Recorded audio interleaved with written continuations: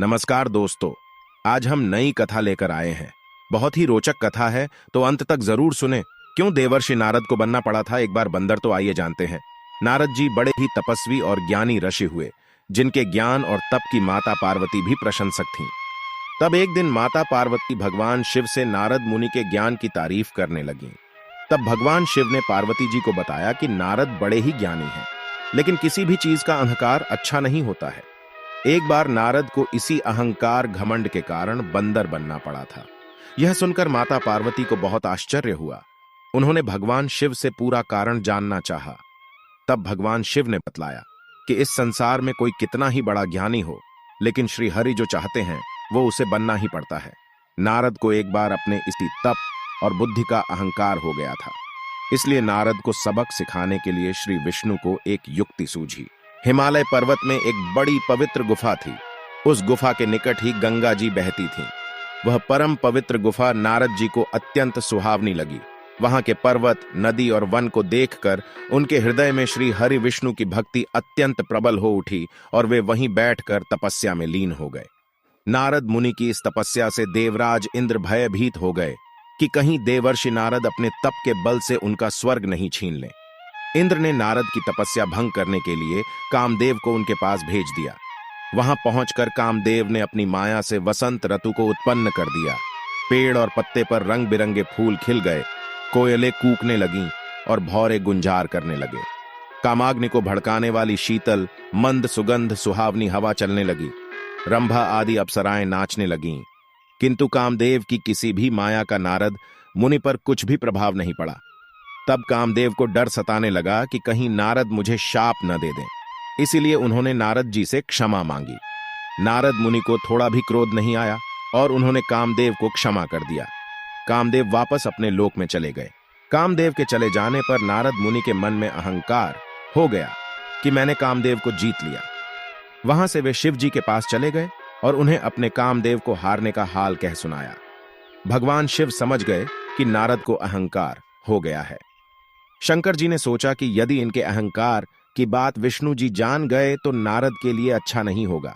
इसीलिए उन्होंने नारद से कहा कि तुम जो बात मुझे बताई है उसे श्री हरि को मत बताना। नारद जी को शिव जी की यह बात अच्छी नहीं लगी। उन्होंने सोचा कि आज तो मैंने कामदेव को हराया है और यह भी किसी को नहीं बताऊं। नारद जी क्षीर सागर पहुंचे गए और शिव जी के मना करने के बाद भी सारी कथा उन्हें सुना दी। भगवान विष्णु समझ गए कि आज तो नारद को अहंकार ने घेर लिया है। अपने भक्त के अहंकार को वे सह नहीं पाते, इसलिए उन्होंने अपने मन में सोचा कि मैं ऐसा उपाय करूंगा कि नारद का घमंड भी दूर हो जाए और मेरी लीला भी चलती रहे। नारद जी जब श्री विष्णु से विदा होकर चले तो उनका अभिमान और भी बार आच गया।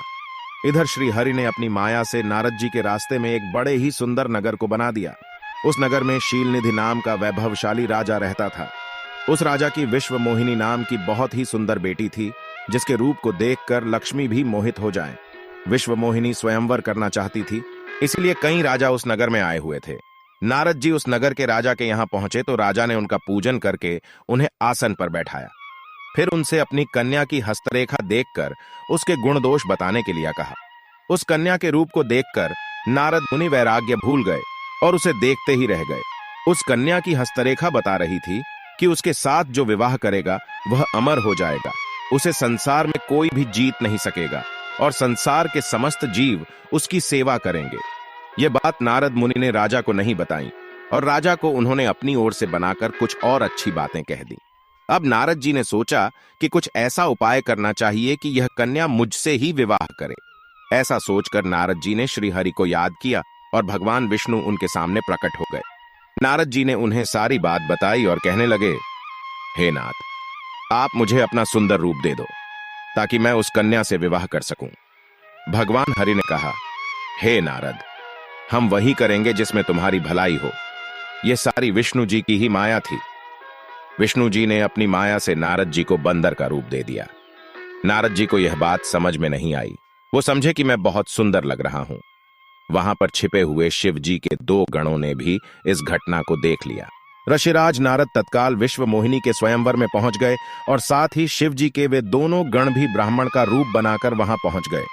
वे दोनों गण नारद जी को सुनाकर कहने लगे कि भगवान ने इन्हें इतना सुंदर रूप दिया है कि राजकुमारी सिर्फ इन पर ही रीझेगी। उनकी बातों से नारद जी मन ही मन बहुत खुश हुए। स्वयं भगवान विष्णु भी उस स्वयंवर में एक राजा का रूप धारण कर आ गए। विश्व मोहिनी ने कुरूप नारद की तरफ देखा भी नहीं और राजा रूपी विष्णु के गले में वरमाला डाल दी। मोह के कारण नारद मुनि की बुद्धि नष्ट हो गई थी। राजकुमारी द्वारा अन्य राजा को वरमाला डालते देख वे परेशान हो उठे। उसी समय शिव जी के गणों ने ताना कसते हुए नारद जी से कहा, जरा दर्पण में अपना मुंह तो देखिए। मुनि ने जल में झांक कर अपना मुंह देखा और अपनी कुरूपता देखकर गुस्सा हो उठे। गुस्से में आकर उन्होंने शिव जी के उन दोनों गणों को राक्षस हो जाने का शाप दे दिया। उन दोनों को शाप देने के बाद जब मुनि ने एक बार फिर से जल में अपना मुंह देखा तो उन्हें अपना असली रूप फिर से मिल चुका था।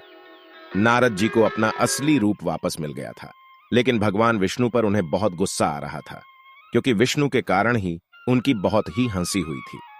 वे उसी समय विष्णु जी से मिलने के लिए चल पड़े।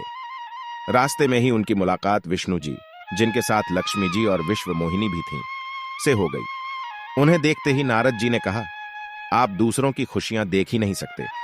आपके भीतर तो ईर्ष्या और कपट ही भरा हुआ है। समुद्र मंथन के समय आपने श्री शिव को बावला बनाकर विष और राक्षसों को मदिरा पिला दिया और स्वयं लक्ष्मी जी और कौस्तुभ मणि को ले लिया। आप बड़े धोखेबाज और मतलबी हो, हमेशा कपट का व्यवहार करते हो। हमारे साथ जो किया है उसका फल जरूर पाओगे। आपने मनुष्य रूप धारण करके विश्व मोहिनी को प्राप्त किया है, इसलिए मैं आपको शाप देता हूं कि आपको मनुष्य जन्म लेना पड़ेगा। आपने हमें स्त्री से दूर किया है, इसलिए आपको भी स्त्री से दूरी का दुख सहना पड़ेगा। और आपने मुझको बंदर का रूप दिया, इसलिए आपको बंदरों से ही मदद लेना पड़े। नारद के शाप को श्री विष्णु ने पूरी तरह स्वीकार कर लिया और उन पर से अपनी माया को हटा लिया। माया के हट जाने से अपने द्वारा दिए शाप को याद करके नारद जी को बहुत दुख हुआ, किंतु दिया गया शाप वापस नहीं हो सकता था। इसीलिए श्री विष्णु को श्री राम के रूप में मनुष्य बनकर अवतरित होना पड़ा। शिव जी के उन दोनों गणों ने जब देखा कि नारद अब माया से मुक्त हो चुके हैं, तो उन्होंने नारद जी के पास आकर और उनके चरणों में गिरकर कहा, हे मुनिराज, हम दोनों शिव जी के गण हैं। हमने बहुत बड़ा अपराध किया है, जिसके कारण हमें आपसे शाप मिल चुका है। अब हमें अपने शाप से मुक्त करने की कृपा करें। नारद जी बोले, मेरा शाप झूठा नहीं हो सकता, इसलिए तुम दोनों रावण और कुंभकर्ण के रूप में महान ऐश्वर्यशाली बलवान तथा तेजवान राक्षस बनोगे और अपनी भुजाओं के बल से पूरे विश्व पर विजय प्राप्त करोगे। उसी समय भगवान विष्णु राम के रूप में मनुष्य शरीर धारण करेंगे। युद्ध में तुम दोनों उनके हाथों से मारे जाओगे और तुम्हारी मुक्ति हो जाएगी। तो प्रिय साथियों, आज की यह कथा आप लोगों को कैसी लगी, कमेंट करके जरूर बताना और साथ ही साथ हमारे चैनल को सब्सक्राइब करना ना भूलें। और अंत तक कथा सुनने के लिए आप लोगों को बहुत बहुत धन्यवाद। फिर मिलते हैं एक नई कथा के साथ।